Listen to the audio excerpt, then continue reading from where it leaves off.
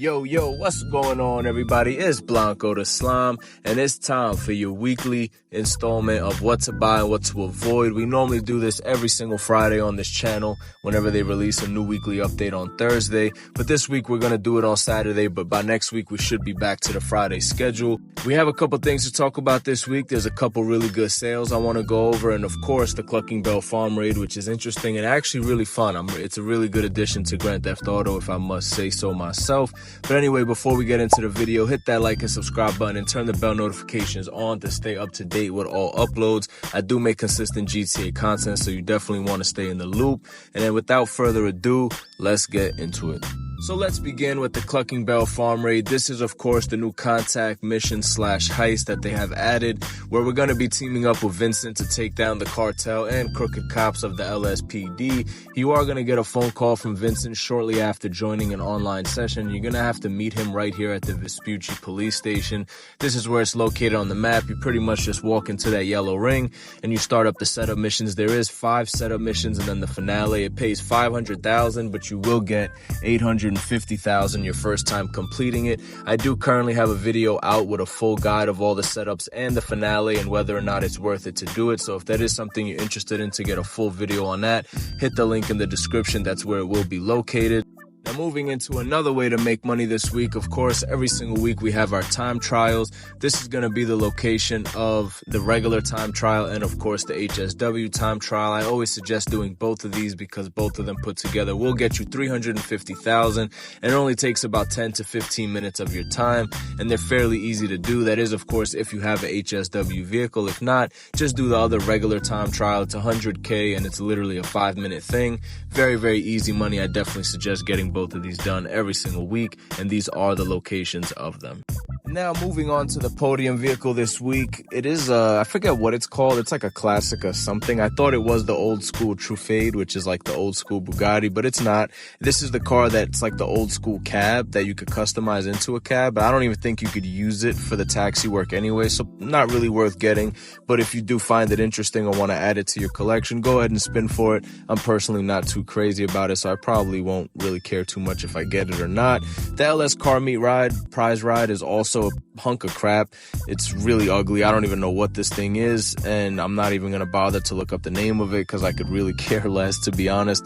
But we do have some pretty good sales coming up, and one of them is right here. The Karen Vivanite is your HSW test track vehicle. It is 25% off. Unfortunately, the HSW upgrade is not on a discount anymore. It was last week, but not any longer. But at least the Karen Vivanite itself is 25% off, and it is a pretty good SUV. There goes my beautiful car right there. Woohoo! Shout out to that beauty. But anyway, let's move forward to the other 3 test track vehicles here. This is the Fister 811 or 811, whatever you want to call it. It is a removed vehicle, and it does actually look pretty nice and have pretty decent customization and performance. And then we have the Vapid FMJ, which is based off of the modern day Ford GT.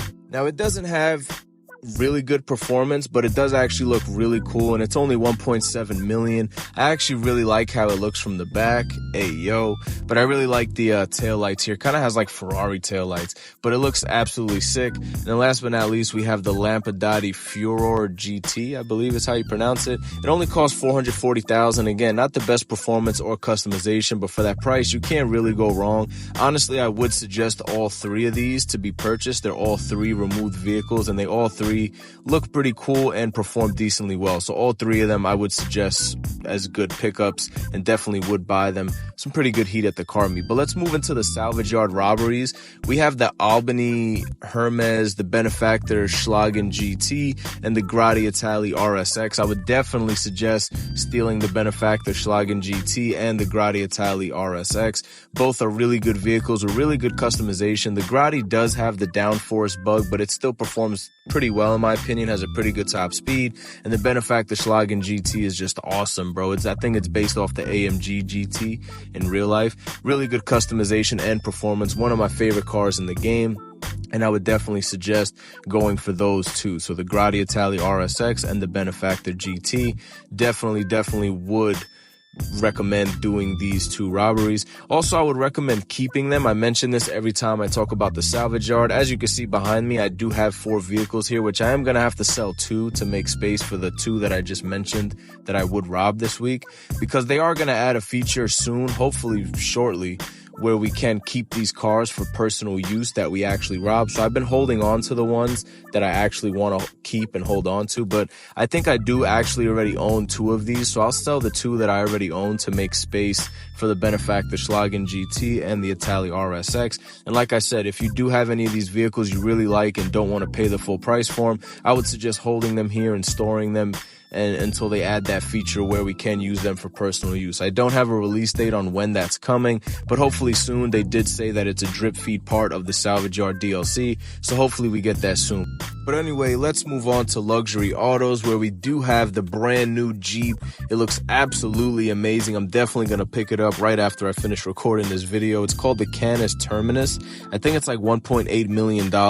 Definitely worth the price. It has awesome customization. It's a pretty good off-roader, which I was very glad to see, because that's what the vehicle's kind of made for in real life. So it'd be a shame if they made it like not a good off-roader in game, but it looks absolutely sick, bro. The customization's amazing. You can make the front look angry and mean, absolutely sick, and it's just $1.8 million.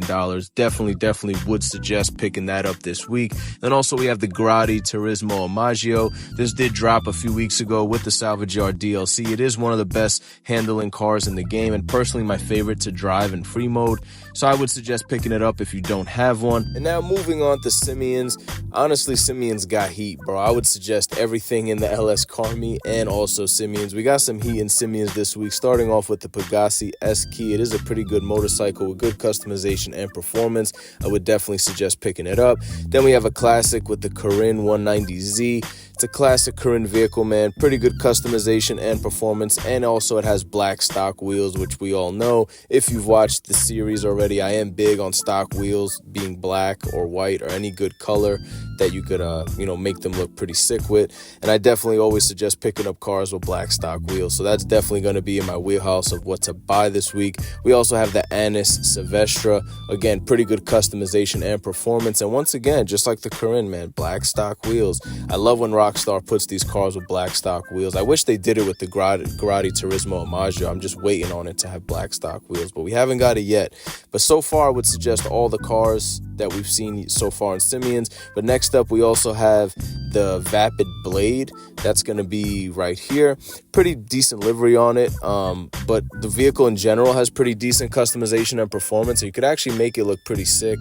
And if you're into like that lowrider look and stuff like that, and that cholo vibe, definitely would suggest picking it up.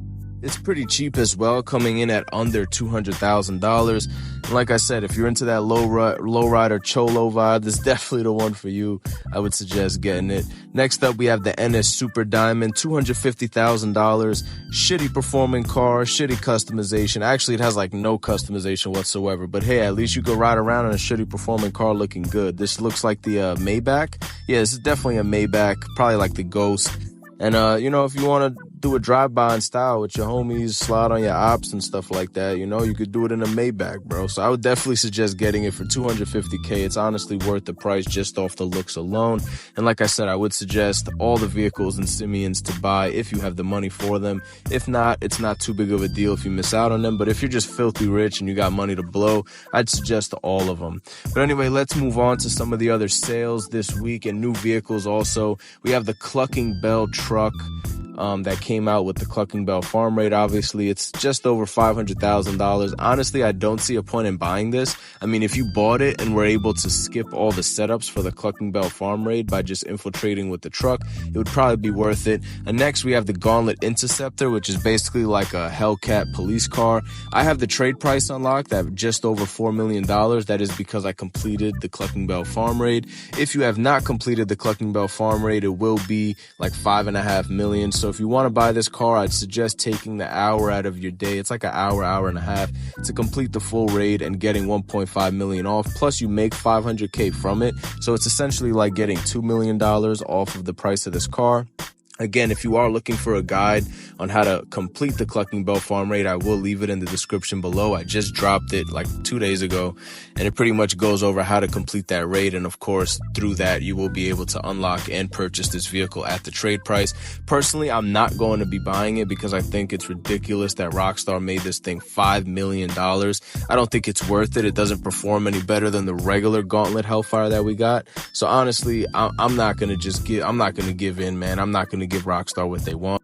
But moving on, here is the new vehicle. If you don't want to pick it up at Luxury Autos, you can pick it up here online. The Canis Terminus, you could pick any color you want and not have to get that livery that it comes with at Luxury Autos. And I think it'll be a bit cheaper because the one in Luxury Autos already has a little bit of customization on it, so it costs probably like $100K more. So you could just order off the phone. Like I said, this is definitely on the to buy list for this week. The vehicle is absolutely awesome.